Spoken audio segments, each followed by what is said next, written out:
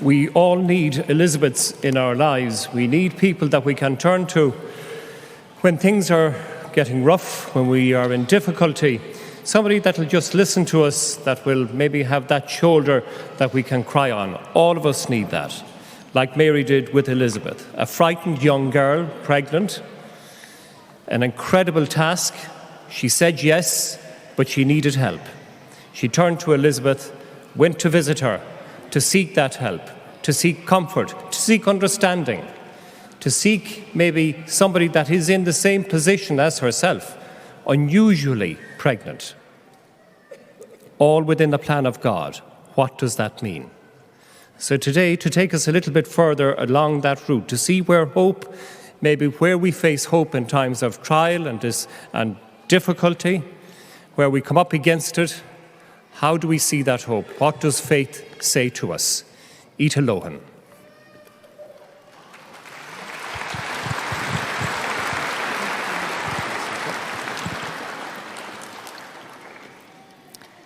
First of all, I'd just like to thank Father Richard and for Nicola for inviting me here this day.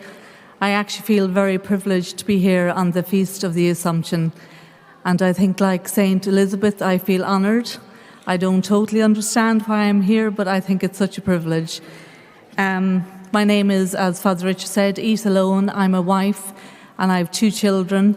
I'm also a lay chaplain in Loughlin House Prison. I have done some work as well in Castlerea, but my main job or my main prison is Loughlin House. Loughlin House is an open centre, so that means that people who've done very well within the prison system can come to Loughlin House for the last couple of years of their sentence. They are then afforded the opportunity to reintegrate slowly back into society. This means that they get home to their family once a month or once every 2 months. It is greatly beneficial for people who've spent, especially for those who've spent some time in prison, to reintegrate slowly back into society. It's good for the person, but it's also good for the family members. I suppose I want to clarify whatever I say today is not about everybody I've met, because I do believe everybody is unique and everybody's story is unique, and I only know a very, very small part of that story. I have the privilege of spending time with people when they're in Loughlin House, but they've had a life before prison and they've had a life after prison, and I think that's something that I, as a chaplain, always need to acknowledge. I'm there really to encourage people to reflect on their life, on decisions they may have made, on bad decisions, but also to encourage them to make changes, any changes that will help them, but also their families and society. I'm also there to help them explore faith, and it's a privilege, and I think prison life it offers people that opportunity because they have a lot of time, so they can explore faith to whatever level they want. The title really today is By a Lonely Prison Wall. So there are obvious aspects of loneliness in prison life, and one of the most obvious is being separated from family and all that entails. And that can be extremely difficult because you're not only missing out on young children growing, you're missing out on your spouses, your elderly parents, your partners, your loved ones, and then other extremely difficult situations if someone dies when you're in prison. So someone dealing with that, these are all triggers of loneliness. But there is another aspect of like loss of job, loss of good name. So if people end up in prison, they can lose their job. This doesn't always happen, but they can. And also another aspect of loneliness is people's lives can be hidden. So they might have had some addictive behaviour that maybe their family members didn't know about. And then just having this whatever crime they have committed been brought publicly. But I think another very obvious or very, I suppose, less obvious aspect of loneliness is seeing their behaviour and how it has impacted on their family life, on their friends, on themselves. and on society in general. And they're reminded of this every day. So every day they wake up, because of being in prison, they're reminded of what they've done and how it has impacted. And I suppose we can often detach ourselves from people behind the prison wall, but the harsh reality is any one of us can end up in prison. And I say this because it's something I think we should all really reflect upon. It can hit any of us here, and yeah, I think it can be a very sensitive topic for people, especially for people who may have someone in prison or for people who've been affected by crime. So when I speak today, I'm not condoning what people have done or ignoring the harm that they may have caused to someone.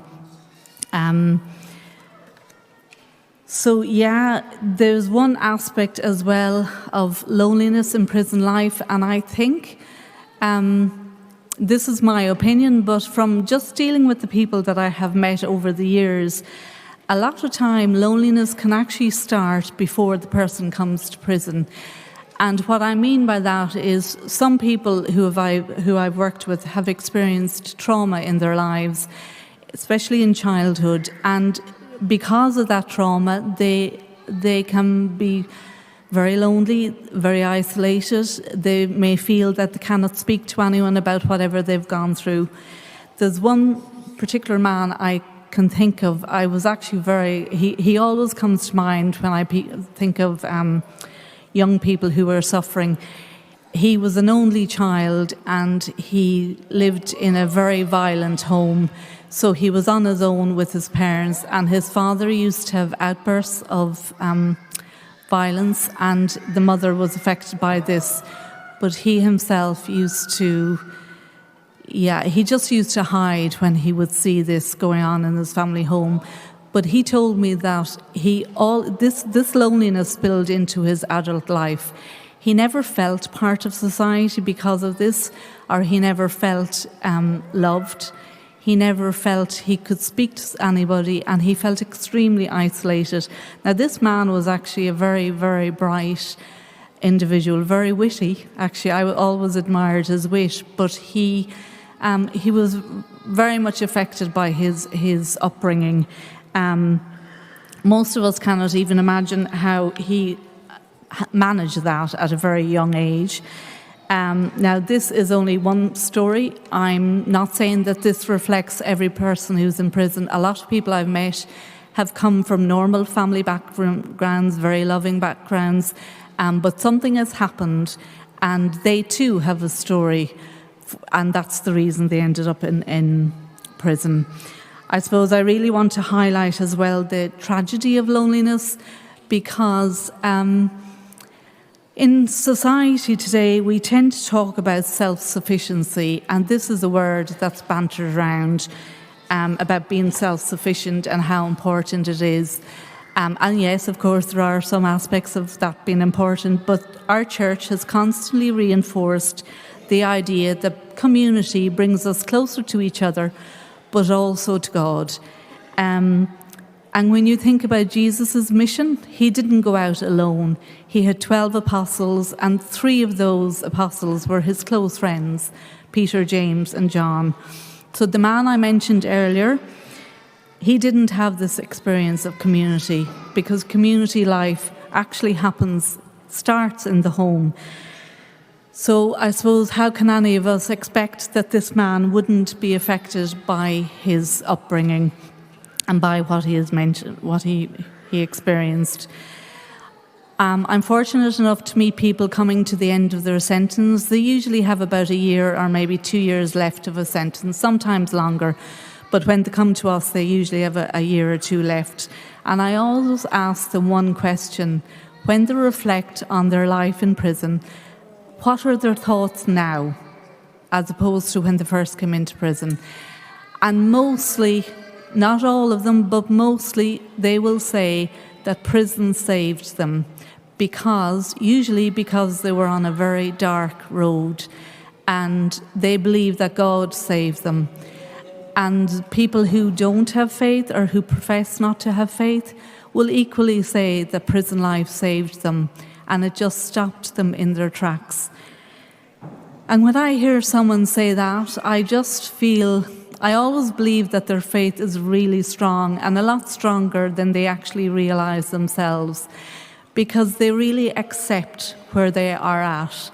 And it's very easy for us to pray and to believe that God is with us when things go well.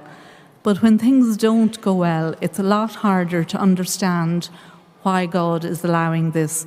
But these men who I've met, and a lot of them, believe that God is very much with them. And they may not know everything about faith, they may not know everything about the Catholic Church, but they do have faith, and they're on the beginning of what I say is a good journey. So yes, prison can be a very, very lonely place, but God is the loving Father, and He only allows bad things to bring good from them. And if we think of the Job, Job had a great life. He was very prosperous. He had a good family. He was very healthy. He had a great wealth. But even Job, at the beginning, when he started to lose everything, Job said, "If we take happiness from God's hand, must we not take sorrow too?" So God does allow people to end up in prison, but He never, ever abandons them. He never abandons any of us, actually, no matter what He allows. The most important thing in our life is our salvation.